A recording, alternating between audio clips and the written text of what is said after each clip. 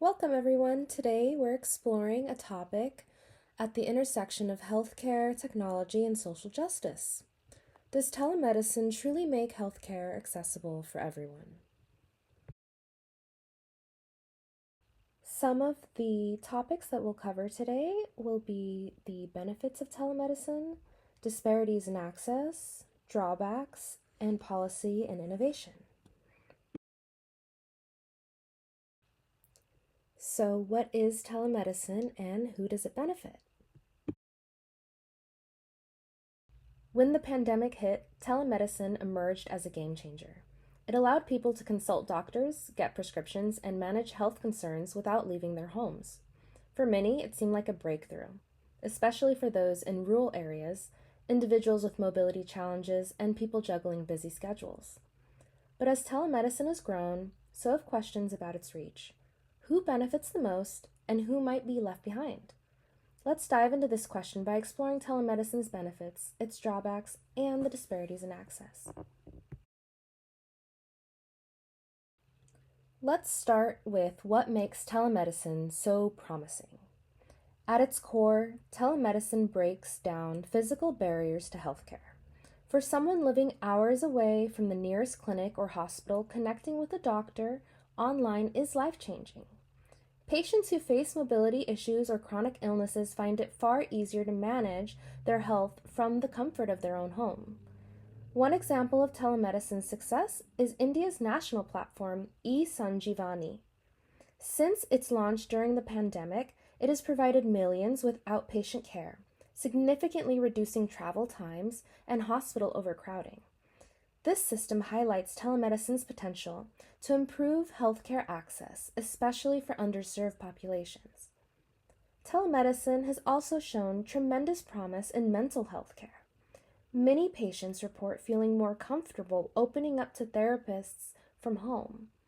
It's a convenient, stigma-free way to address personal challenges. These examples paint a hopeful picture, but they also raise an important question. Is telemedicine truly accessible to everyone? Let's discuss some disparities in access. Despite its potential, telemedicine isn't equally available to everyone. Research from Harvard Medical School reveals troubling gaps. Black and Hispanic patients use telemedicine far less than white patients, even in urban areas where it's readily available. Why is this happening? One major factor is the digital divide. Reliable internet access and modern devices are essential for telemedicine, yet many low-income households and rural areas lack these resources.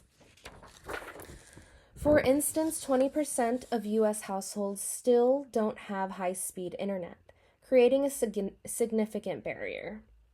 It's not just about internet access.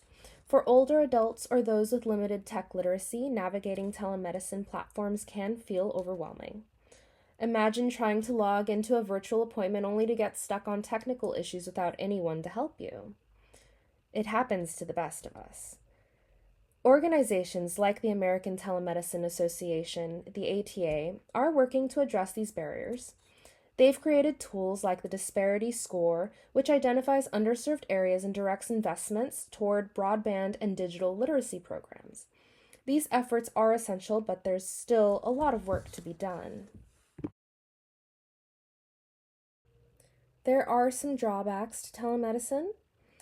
There is the impersonal nature of virtual visits for primary care, difficulty in conducting a physical exam remotely, and the limited language and cultural sensitivity that not being in person may create.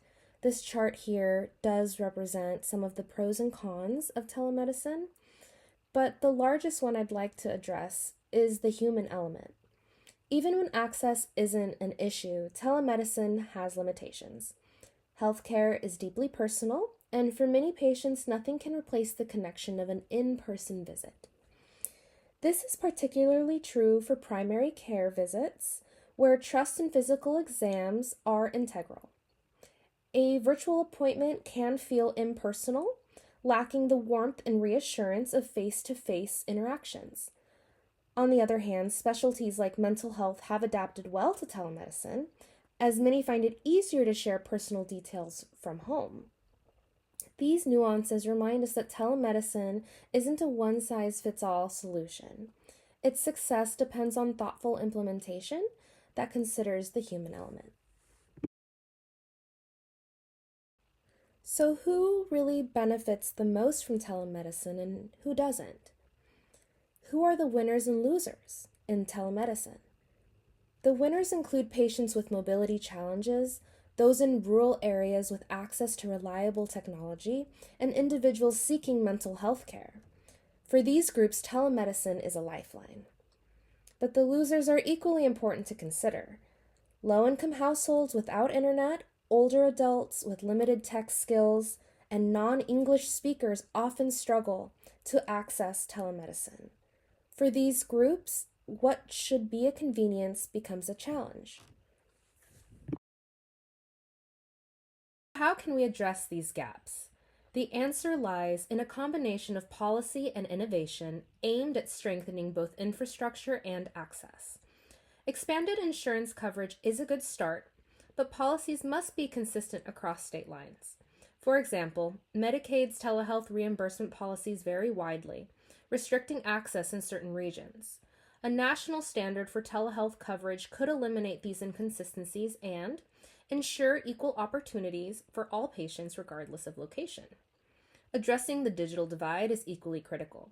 Broadband access remains a major barrier in rural and low-income communities where high-speed internet is either unavailable or unaffordable. Expanding broadband infrastructure in underserved areas should be a national priority akin to rural electrification. Public-private partnerships can accelerate this process by providing funding and incentives for companies to expand connectivity. Additionally, programs that offer subsidized internet access to low-income households can make a substantial difference. Telehealth also requires accessible devices like smartphones, tablets, and computers. Policymakers could introduce initiatives to provide these tools to those in need, particularly in economically disadvantaged areas. Pairing device distribution with community-based digital literacy programs would ensure that patients have both the tools and the skills to use telemedicine effectively. Equally important is ensuring telemedicine platforms are culturally sensitive and multilingual. Patients from diverse backgrounds need care that reflects their language and their cultural needs. Incorporating these features into telehealth platforms fosters inclusivity and trust. Globally, there are outstanding examples of successful telehealth systems. India's eSanjeevani platform, one of the world's largest, has provided free teleconsultations to millions, particularly in rural areas. Its focus on simplicity, multilingual support, and accessibility makes it a model for other nations. Similarly, Estonia's advanced digital healthcare system integrates telehealth with a national electronic health record, ensuring seamless communication between patients and providers. Estonia's approach demonstrates how robust infrastructure and aligned policies can improve access and outcomes. Finally, incentivizing healthcare providers to adopt telehealth is a key to the scaling and its impact. Grants, tax breaks, and reduced administrative burdens could encourage adoption while maintaining quality benchmarks to ensure care remains effective and equitable. The lessons from these global models highlight that equitable telehealth is achievable. By investing in infrastructure, aligning policies, and drawing inspiration from successful systems, we can create a telehealth framework that bridges gaps and makes healthcare more accessible for all. The potential is there. We just need to commit to building the systems and policies to support it. So, where does this leave us? Telemedicine indeed has the potential to revolutionize healthcare access. But if we want it to be truly inclusive, we need to think beyond the technology itself. This means investing in infrastructure advocating for equitable policies, and designing patient-centered platforms that meet diverse needs.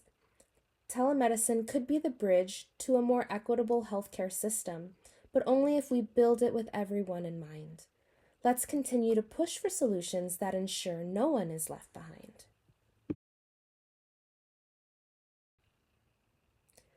Thank you for joining, listening, and considering how the future of medicine may look. As always, stay informed and let's work toward a healthcare system that truly includes everyone.